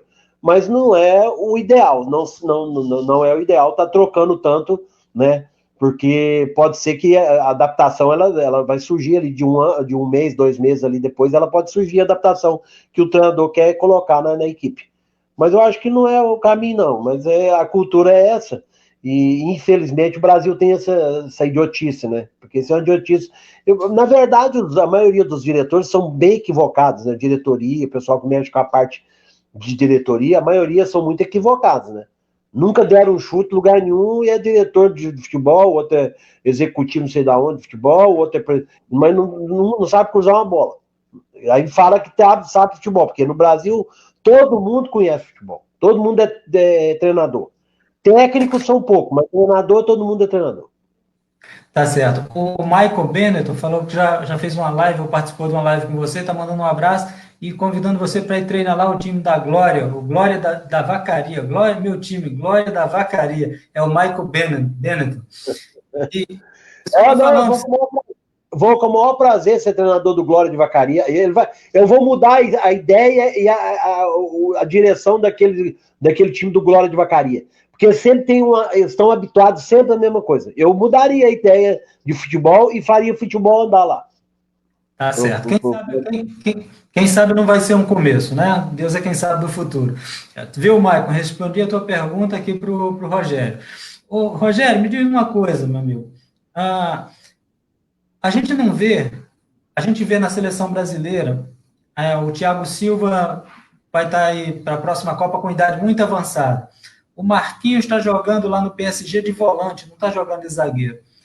Os laterais, Daniel Alves, Marcelo, Felipe Luiz, todos eles praticamente sem condições de disputar a Copa do Mundo. E a reposição desses jogadores de defesa, principalmente a defesa e as laterais, no Brasil a gente não está vendo renovações. Você não vê isso como uma preocupação aí para a próxima Copa do Mundo do Brasil? Eu acho assim, ó, que o nosso país, o Brasil, já vem se arrastando há muitos anos em referente a alas. Os alas é um caso seríssimo no Brasil, são alas do futebol brasileiro. Quando você fala em alas, são jogadores de fundo de campo, que jogam no fundo de campo tanto na frente como atrás. Tá? Esse jogador de fundo de campo é muito raro no Brasil. Eu estou falando de fundo de campo que sabe cruzar uma bola e sabe defender lá atrás. É um jogador que trabalha numa extensão de área, numa extensão muito grande de campo, e ele tem que estar muito afinado fisicamente, ele tem que flutuar muito bem, mas a técnica dele tem que falar alto. Porque para ele se destacar dos outros, ele tem que ter esses dois componentes, fisicamente voando e tecnicamente sobrando. Entendeu? Aí sim, nessa posição, nessa função de ala, ele vai se destacar. Porque ele tem que trabalhar em fundo de campo. A ala hoje trabalha no fundo de campo, dos dois lados. Se você não trabalhar bem isso aí, se você não é ala, você vai ser um lateral, um simples lateral. Você vai ou vai só marcar ou vai só atacar. Entendeu? Mas é uma posição muito, muito carente. Os grandes clubes aí de futebol, o Flamengo tem aí o Luiz, aquele que é muito bom jogador, o Canhoto, aquele, né? Como é que é o nome dele? O que jogava no Valência lá. Ele é bom jogador. Davi Luiz. Quando ele não quer jogar, ele não joga, mas ele é bom jogador. Sabe, é um jogador meio assim, que quando não tá querendo jogar, ele não joga nada também. Mas é um jogador de muito boa qualidade. Ele, aquele Rafinha, o lateral direito muito bom, que tava no Flamengo. Agora tá jogando com o Rodinei. Não, quem é o outro ali que tá jogando agora? Do O, Flamengo. Ra- o Rafinha foi embora pro futebol da Arábia, né? Agora que tá jogando, que O, tava Fla- jogando, né? o Flamengo Do agora Flamengo. trouxe o Isla, o Felipe Luiz na lateral esquerda. É o Felipe Luiz, é o lateral esquerdo. Eles são bons jogadores, mas você vai contar no dedo, né? Do teu lateralzinho do Vasco, tem o lateral aqui do Palmeiras, é um lateralzinho bom, entendeu? Eu Eu gosto do tenho. Marco, perdão, eu gosto do Marcos Rocha, mas nunca teve oportunidade na seleção. Marcos Era Rocha, bom, um espetáculo de jogador, ele parecia muito o que era do Flamengo que veio pro Grêmio, o Leonardo, né? Leonardo Moura, né? Leonardo Moura era um baita no jogador, na época de jogar no Flamengo, e nunca foi para a seleção brasileira. Aqui no Brasil eles inventam as coisas que eu não sei onde é que eles acham. As coisas. O Daniel Alves, ele joga no meio porque ele passou já aquele negócio de fundo de campo, já não aguenta mais, não. Ele tem Sim, a idade dele para jogar de lateral, ele veio pro meio porque no meio ele respira, ele sabe respirar mais ali. Ele acha momento de respirar melhor. Se ele pegar um cara veloz do lado dele, que trabalha marcando ele e indo pro campo, no campo adversário, ele tem que voltar pro cara, com o cara, o atacante contrário, ele não aguenta o pico, o ritmo ali, 90 minutos. Ele não aguenta. Ele vem para dentro do campo jogar porque tecnicamente, ele é muito bom. E ele tá jogando de meia. O lateral, quando ele é muito bom, ele chega a jogar na meia. Sabe? Porque é raro os jogadores que jogam nas áreas que são altamente técnicos, igual ele é. Por isso que ele joga com a 10 de São Paulo. Entendeu? E ele é muito mais útil que o Ganso. E ele é mais velho que o Ganso. Entendeu? sim, O mas Ganso é mais porque falta de vontade. O Ganso é porque não tem muita vontade. Um cara que. Ele é desanimado. Imagina, até para namorar deve ser desanimado, que é rapaz. tá certo. A minha preocupação é a seleção brasileira nessa reposição dos laterais. Eu acho que a gente não tem aí laterais à altura para disputar uma Copa do Mundo. Vai ser o Fagner. Eu gosto também um pouco do Reinaldo do São Paulo, mas eu vejo muito precário. O Michael, ele manda um grande abraço para você e ele pergunta o que a gente acha do Gabigol e será que o Cavani vem para o Grêmio? Cavani, excelente jogador, mas eu já acho velho também. O que você acha? Gabigol tem futuro aí na seleção e o Cavani no Grêmio. O que você acha? Se você for analisar bem, é o seguinte, é um jogador experimentado, né? Você não pode negar que é um jogador de seleção uruguaia. O Uruguai tem um bom time, ele joga do lado do Soares, o Soares também é um outro bom jogador. Esses jogadores são jogadores experimentados, jogador que já passaram por todas as situações do futebol e já vem, agora ele começa a decadência. Você não tem como manter 100% a vida inteira. Ele começa a descer a ladeira, entendeu? Esse descer da ladeira está na idade, está na rodagem. Isso tudo tem que contar. Entendeu? Eles vão terminar nesses clubes que estão sonhando, que acham que eles vão fazer o que eles faziam há 10 anos atrás. Não vai fazer. Vão colaborar em certos momentos com a qualidade que tem e conhecimento de espaço que tem na função, mas que não vão perdurar por muito tempo. Isso é contra a ordem cronológica. Isso é contra o tempo. Você não pode se acender depois de 34 anos, começar a acender e subir a 100%. Ninguém faz isso.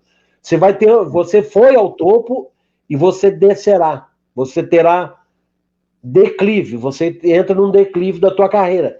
E isso é a coisa mais natural. Ninguém faz ao contrário. Eu nunca vi falar que o jogador cresce na carreira aos 35. Eu já vi falar isso, não? Isso aí já está mais para o final. O Nenê, a gente está vendo Então, o Nenê o joga no jogador, Fluminense. a capacidade dele de técnica, a capacidade de conhecer o espaço dele, não tiramos. Esses são jogadores de muita inteligência, se posicionam muito bem e tal. Mas é daí para baixo, daí para cima, né, cara? Entendeu? Não esperar muita coisa disso. Vai colaborar no início ali, ou você acha que ele não está sujeito a ter uma lesão grave, como o Guerreiro teve? O Guerreiro já tem 35 anos, acho que é 35, 34, 35. Por Teve uma aí. lesão gravíssima. Sabe o que é aquilo ali? É musculatura cansada, meu. cara deu uma chegada de lado nele, chegou ele de lado nele, ele estourou o ligamento do joelho. Aquilo ali é figura de um jogador que está desgastado, a parte física dele, a estrutura dele está desgastada pelo tempo que ele joga. Toda hora é chegada por trás, os caras atropelam, dá-lhe a chegada por trás, vai indo, a musculatura não aguenta, não aguenta. Aí você acha que ele vai ascender a 100% de novo? Não vai, é da rampa para baixo. Subiu lá em cima, agora só desce. E todos os jogadores, esses experientes que estão para vir para cá, ou que é o Cavani, ou Guerreiro, esses jogadores, esquece que eles vão dar mais fruto 100%. Eles podem colaborar com 10%. Não mais que isso, não obriga muito eles. 10% tá bom. Se eles colaborar 10% do que eles sabem fazer com 10%, e aqui no Brasil os 10% deles é capaz que é melhor, que tem muitos que não chegam nem a 1% para colaborar.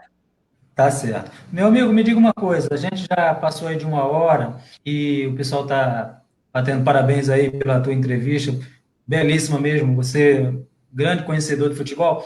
Tem algum assunto, Rogério, que eu não falei, que você queira falar? Fica à vontade, aqui o entrevistado é você, pode ficar à vontade. Não, eu fico muito à vontade quando as pessoas me convidam para uma live, porque a live é uma coisa aberta que você não tem pressão, não tem torcida, não tem nada, e você sente a vontade para falar as coisas que você pensa, né? E a gente tem que cuidar muito do que fala. Hoje em dia no Brasil é tão complicado você falar o que você, né, acha, porque a verdade, às vezes, no Brasil está errado. Eu, graças a Deus, eu carrego a verdade comigo. Eu digo, onde que eu tiver, se eu tiver que falar, eu achar que é verdade, eu falo. Agora, mentir, fazer uma coisa para me glorificar, fazer uma coisa, isso eu não vou falar nunca, entendeu? Mas eu acho assim que, infelizmente, nós vivemos num país que o reconhecimento é secundário das coisas que você faz, da capacidade que você tem. Então, um profissional que se prepara a vida inteira, que joga futebol profissional toda a vida, se preparou a vida inteira, foi um interessado na parte tática, técnica, participei de fórum, de tendências de marketing de futebol, de fóruns esportivos, fiz estágios internacionais, estágio em clubes aqui do Brasil, conhecedor da base dos clubes, conhecedor das necessidades dos clubes brasileiros, joguei em times médios pequenos, joguei em time pequeno, joguei em time maior, tive uma experiência vasta na área, tenho amigos que eu não tenho nem como citar o nome das pessoas que eu conheço, dos amigos que eu tenho esparramado pelo Brasil, pela América do Sul, por tudo aí. Eu tenho amigos aqui nos Estados Unidos, estive conversando esse dia com o Carlisle, um menino espetacular que joga num time dos Estados Unidos, na região de Miami, e eu converso muito com as pessoas, dos mais simples aos mais bem preparados, mais financeiramente, os caras, né?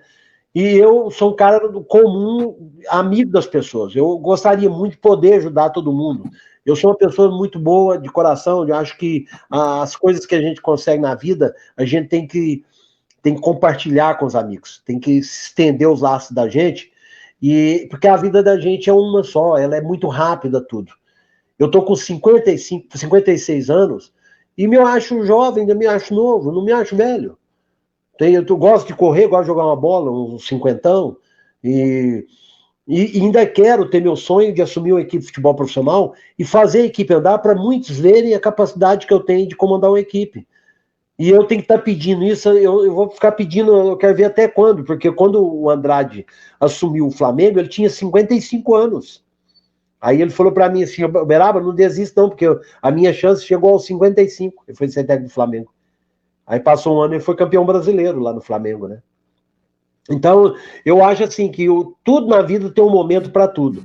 A gente pensa de uma forma, a gente tem os amigos da gente. Eu, para dizer para você, eu sou tão grato de ter amigos dentro do futebol, assim, tão grato. Eu agradeço tanto a Deus por ter me colocado aqui né? Eu sou realizado plenamente porque onde eu vou no Brasil, eu conheço as pessoas. Eu tenho amizade. Onde eu vou. E isso me preenche o meu vazio, as minhas contrariedades que eu tenho com futebol, é preenchida na minha amizade que eu tenho. Eu tenho amizades pelo Brasil todo. Eu tenho amizades aqui que você nem imagina. Eu vou no Maceió, tenho amizade, vou em Cuiabá, tenho amizade, vou no Barra do Garça, vou no Goiânia, tudo que é lugar eu tenho meus amigos. E eu acho que o futebol é riquíssimo nisso. A gente não pode perder essa confraternização, esse leque de amigos. E eu vou dizer uma coisa bem para você aqui, nós estamos, né, numa live, eu vou dizer uma coisa para você, eu tive uma dificuldade incrível esse começo de ano de colocar minhas contas em dia, e meu carro foi apreendido. O Detran apreendeu meu carro e eu não tinha dinheiro para tirar o carro, porque eu fiquei entupido de dívida esse ano. Teve muita gente que passou por problema também, né? Sim, sim. E me prenderam o meu carro e eu tinha que trabalhar com o carro, porque eu estava trabalhando com o carro para ganhar um dinheiro, porque eu não posso também, eu tenho 3 filhos, eu não posso parar de trabalhar. E quem me ajudou foi meus amigos do futebol. Foi meus amigos de Curitiba, meus amigos do Paraná, do interior do Paraná, meus primos, meus parentes, meus amigos do futebol de Minas Gerais, de Cuiabá, do Mato Grosso. Então são pessoas ligadas a mim, do futebol, amigos meus e da minha família, dos meus amigos que eu tenho, e isso é uma maior riqueza para mim. Eu sou um cara que me sinto realizado. Ter sido jogador de futebol profissional, não fui na seleção brasileira, infelizmente, porque eu tinha minhas limitações técnicas.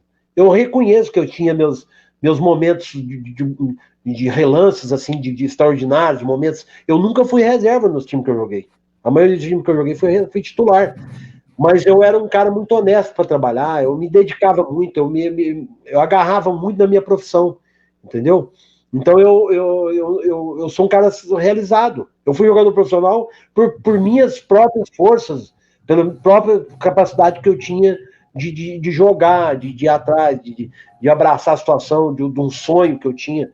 Mas até você ter sido jogador de futebol e não ficou rico, ou não foi na seleção brasileira, e são momentos que o momento não te deu essa possibilidade, você não preencheu os requisitos, e isso não denigre ninguém.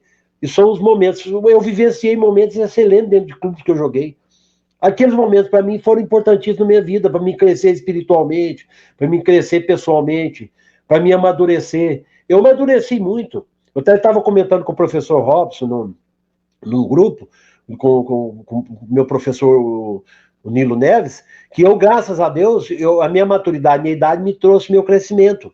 E a gente sente assim, a gente vai ficando mais velho, nós vamos crescendo espiritualmente, vamos crescendo na maturidade, vai eliminando o que as coisas que não te ajudam, você vai eliminando.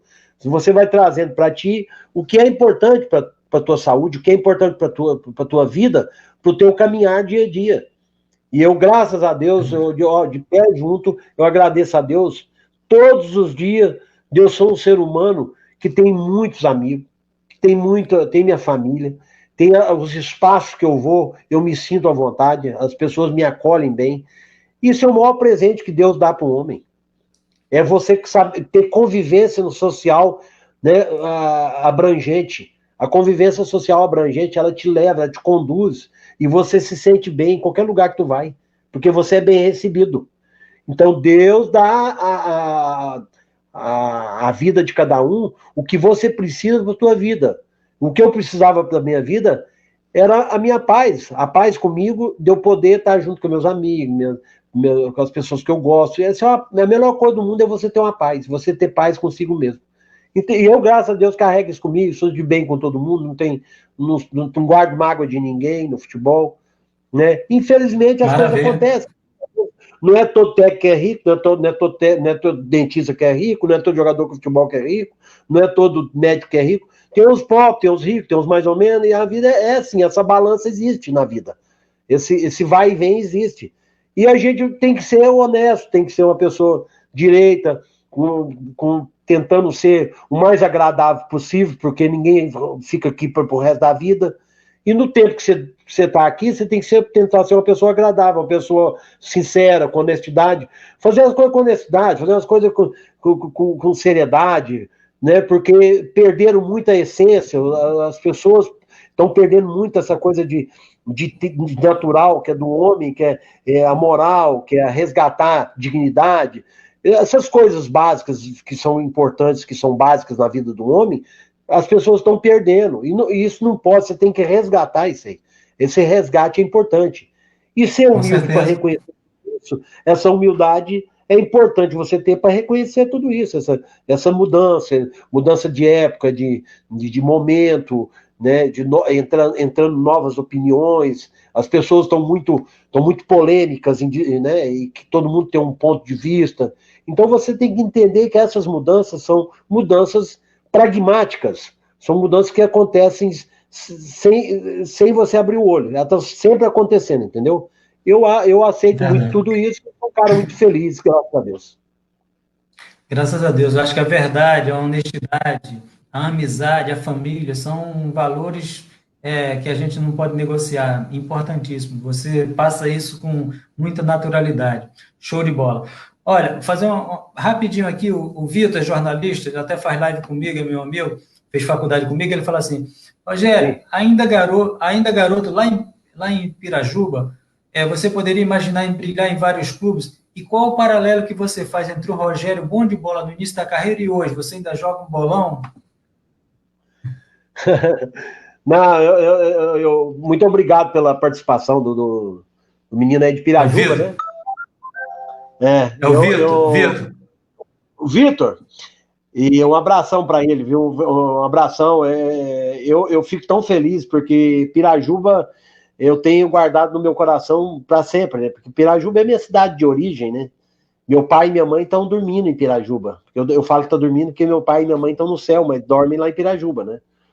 E Pirajuba está dentro do meu coração porque é uma cidade que ainda quero voltar para trabalhar, quero voltar para morar, né? Pirajuba eu quero voltar para lá. Eu quero voltar lá perto dos meus pais, da minha família, que isso aqui é de lá, né? E eu tenho um carinho muito grande por Pirajuba, inclusive Pirajuba tá indo a prefeito agora, um amigo de infância meu que pode muito dar uma mudança significativa nas ideias da cidade de Pirajuba, que é o Bentinho Machado. Bento Machado. O Bentinho é um amigo meu, jogava bola comigo, tudo. E eu falei para ele, eu falei pro Bentinho que eu iria para Pirajuba se ele ganhasse, para mim mudar a ideia de esporte, de lazer na cidade, ter contextos diferentes, criar alternativas diferentes lá para a cidade. Então, eu vou respondendo a pergunta do Vitor. Eu era um bom jogador tecnicamente, como dizia o Nardella, que jogou comigo, que o Nardella jogou no Grêmio, no Fluminense, e jogou comigo no Curitiba. E o Nardella falou assim, Uberaba, se você jogasse o futebol médio bom que você jogava, hoje você ganhava 300, 400 mil por mês. E antigamente eu era um bom jogador, não era um jogador que se jogava fora, eu ganhava 4 salários mínimos, 5 salários mínimos por mês. Entendeu?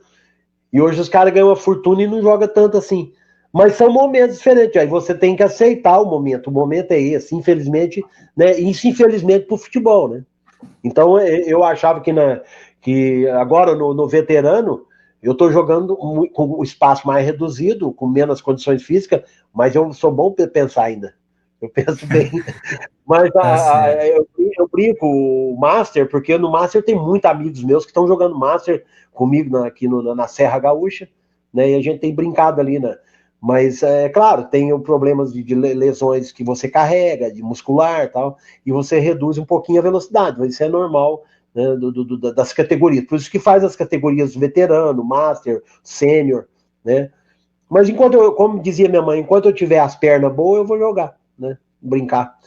Aí eu brinco com meus amigos, a gente se reencontra, né? O importante é o reencontro, aquela confraternização sempre é muito mais gostosa, prazerosa, sabe? É uma situação prazerosa. E eu gostaria de mandar um grande abraço ao pessoal de Pirajuba, da minha cidade, da minha querida Pirajuba, que eu guardo no meu coração. Meus amigos, meus parentes estão todos lá, e minha vida e minha história, ela começou em Pirajuba e vai terminar em Pirajuba, pode ter certeza. Tá certo. Meu amigo, como eu falei, se você tivesse mais algum assunto, você falou, nós ainda temos um tempinho. Se quiser falar mais alguma coisa, fique à vontade. Eu quero te agradecer muito, principalmente, a gente tentou lá no outro sistema, direto no meu celular, deu problema na tela, 2, 3 vezes, você teve aí boa vontade e paciência para a gente vir para a sala através aqui do programa do StreamYard. Muito obrigado de coração. Pode colocar aí, falar o que você quiser. Não, Roberto, você não pode esquecer de mandar para mim o telefone do Pepeta, que eu quero falar com ele, ainda põe no meu WhatsApp. Você manda para mim no WhatsApp depois. eu terminando aqui, ele fez questão, ele falou, faz aí esse meio campo aí, passa para ele. Eu vou mandar, e a gente vai se falar depois. Esse vídeo, como é... Wagner, esse vídeo aqui, depois a gente vai salvar essa live e colocar no YouTube, mas vai ser compartilhado no Facebook. A gente teve esse probleminha da câmera do celular, isso atrapalhou um pouquinho, mas Deus é bom e graças a Deus a gente seguiu até aqui. Então, assim, de coração... Ele vai ficar no Facebook gravado para depois a gente passar para outras pessoas, é isso? Isso, a gente marca os nossos amigos para todo mundo poder ver depois. Já teve muita gente vendo, mas todo mundo vai poder ver depois no Facebook e também no YouTube. O pessoal perdeu no início ali, né? Com a sequência, né? No início, às vezes, entrou muita gente ali, mas depois perdeu. Isso, mas de coração, eu quero te agradecer muito pela sua participação. Você conhece muito de futebol, flui com muita naturalidade. Então, eu peço a Deus que te abençoe, que você consiga vir a dirigir um time. Primeiro que seja, pode ser um time menor, mas que você possa crescer nessa profissão, porque a gente vê o seu amor pelo futebol, o seu amor pelo esporte e o conhecimento, que é o mais importante. Sim. Roberto, eu que tenho que agradecer você, tá? Porque esse negócio de esperar é uma das coisas importantes na vida, é saber esperar. Ter paciência. As pessoas não têm mais paciência e não sabem esperar. Tudo na vida tem momentos, os momentos que você faz as coisas, às vezes tem algumas coisas que não emperra, não anda. E aí entra a paciência e o saber esperar.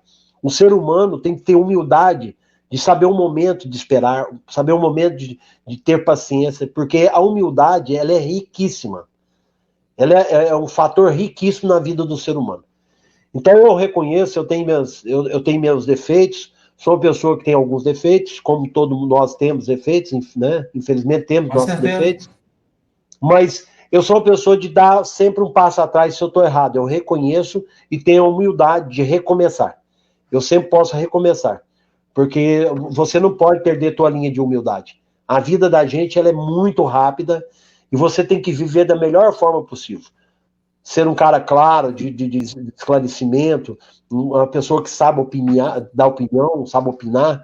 Então a gente, né, fica muito feliz por esse pessoal que está participando aí da live, dessas pessoas. São pessoas que têm identificação com o futebol, são pessoas que gostam de ouvir pessoas que passaram pela experiência, porque tem uma frase que diz assim: não existe critério de verdade fora da experiência. É a maior verdade isso. Se você fala de futebol, porque você passou pelo futebol. Você pode falar, você pode esclarecer, você vivenciou os momentos mais importantes dentro do futebol, você vivenciou, você sabe o que é aquilo. Então você está falando uma coisa interessante para muita gente, as pessoas que gostam participam, e a gente vê que a reciprocidade é grande. Então eu tenho um respeito muito grande, você que, né, tem essa iniciativa, te parabenizar pela iniciativa, e dizer que treinador de futebol tem opiniões diversas, diferentes um do outro. Ninguém é igual a ninguém. A minha maneira de conduzir uma equipe, de presenciar, de ver uma situação é de uma maneira, do treinador de outra. Então, cada um tem seu sistema, sua maneira de ver. Então, leitura de jogo, ninguém tem igual leitura de jogo. As leituras de jogo são diferentes. Se você sentar numa mesa com 10 treinadores, todos têm opiniões diferentes de leitura de jogo. Entendeu? Então, você tem que saber recuar o momento certo, ser humilde, e a cada vez a gente aprender mais, acompanhar, ver a evolução e aceitar essas mudanças que vêm sendo feitas no futebol, aceitar, mas tentar corrigi-las, tentar fazer correções. E as correções é que pode melhorar. O futebol são correções, com pessoas que têm interesse de corrigir, de melhorar. Isso aí vai melhorar, aí melhora o futebol. Mas o futebol precisa de pessoas interessadas que queiram corrigir, tirar os vícios desses meninos, entendeu? E aí é a hora que entra o profissional que tem interesse, que abraça, que gosta do futebol, que tem esse despertar dentro dele. Eu te agradeço, mas de coração, com o maior carinho. Quero te agradecer e dizer para você que eu fiquei muito feliz de você ter lembrado do meu nome e que Deus abençoe você, sua família, que você continue sendo essa pessoa legal aí, porque na vida da gente, a gente não perde nada sendo uma pessoa boa, viu? Tá certo, mas de verdade, olha, você foi super paciente, como você falou, é importante.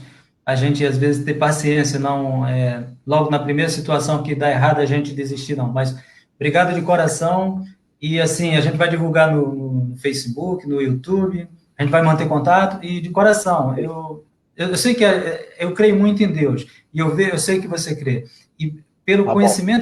pelo conhecimento que você demonstrou, uma hora o Papai do Céu vai te abrir uma porta no futebol. Eu creio e vou torcer, e espero Amém. que poder lá mais à frente fazer uma live com você trabalhando num clube aí de destaque, no que você gosta, e porque Papai do Céu é bom e eu sei que você Se não vai Deus quiser. desistir, tá Se Deus bom? quiser. Então Muito olha, obrigado. eu quero agradecer a todo mundo que esteve com a gente, o Maicon, o Sidney, o Carlos Alberto, o Vitor, todos, são várias pessoas, agora não aparece aqui o nome para todos aqui, mas quero agradecer a todo mundo que esteve com a gente, obrigado por terem participado da live, mandado comentário, todo mundo parabenizando pelos seus esclarecimentos, você fala de forma muito clara, é algo que está inerente ao seu conhecimento, isso é maravilhoso. Então, mais uma vez, que Deus abençoe você e sua família, muito obrigado por tudo, muito obrigado por ter participado dessa live, amigo. Muito obrigado. Fica com Deus aí, viu? Com Deus. Amém. Um abraço a você, a sua família e a todos. Boa noite. Até a próxima live. Um abração. Um abraço.